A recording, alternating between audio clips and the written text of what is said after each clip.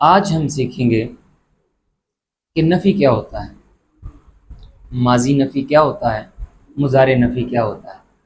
نفی بھی کہہ سکتے ہیں اور منفی بھی کہہ سکتے ہیں اور انکاری بھی کہہ سکتے ہیں۔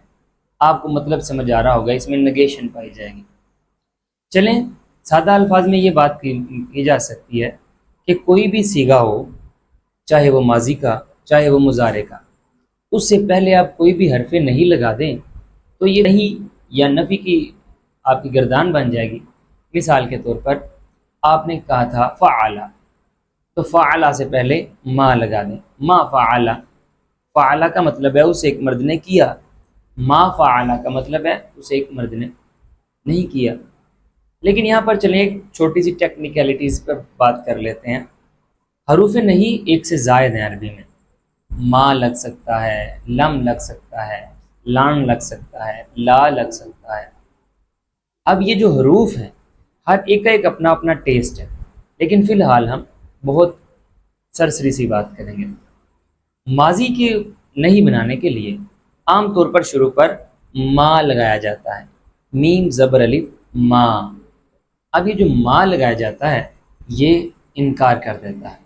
مثال کے طور پر کاتبہ سے ما کاتبہ، کاتبہ اس ایک شخص نے لکھا، ما کاتبہ اس ایک شخص نے نہیں لکھا۔ ایک اور بھی لفظ ہوتا ہے ماضی کے ساتھ عام طور پر آتا ہے، وہ ہے لام زبر میم لم، یعنی کہ لم کاتبہ۔ فرق کیا ہوا؟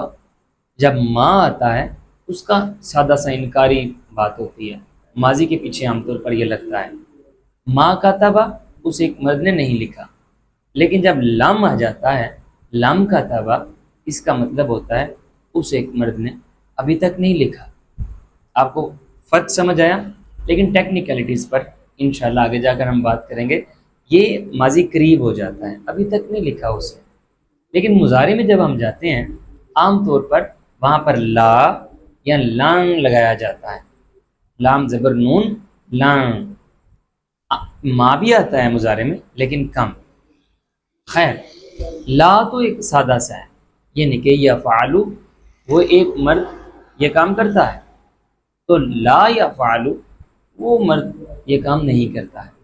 لیکن لن یفعلو، لن یفعلو، اگر لن آ جائے شروع پہ، وہ مرد ہرگز نیور ایور کبھی یہ کام نہیں کرے گا یا کبھی یہ کام نہیں کرتا۔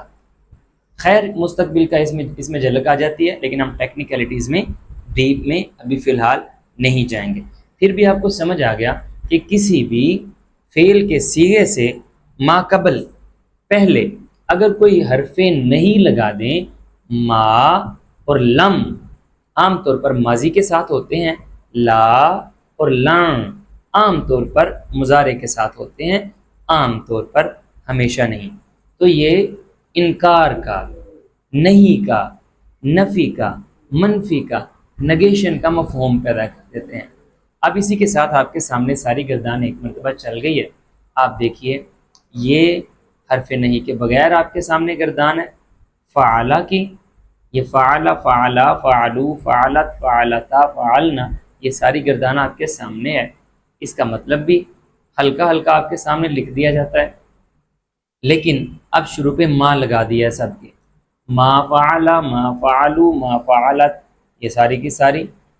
اب یہ جو آپ کے سامنے ہے سب میں انکار کا پہلو پایا جا رہا ہے۔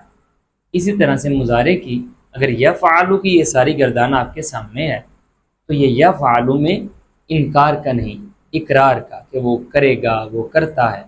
لیکن اب شروع پہ اگر لا لگا دیا جائے تو انکار کا مفہوم پیدا ہو جائے گا۔ تو امید ہے آپ کو یہ اچھی طرح سے سمجھ آ گئی ہوگی۔ اگلے سبق میں ملتے ہیں، تب تک کے لیے اللہ حافظ۔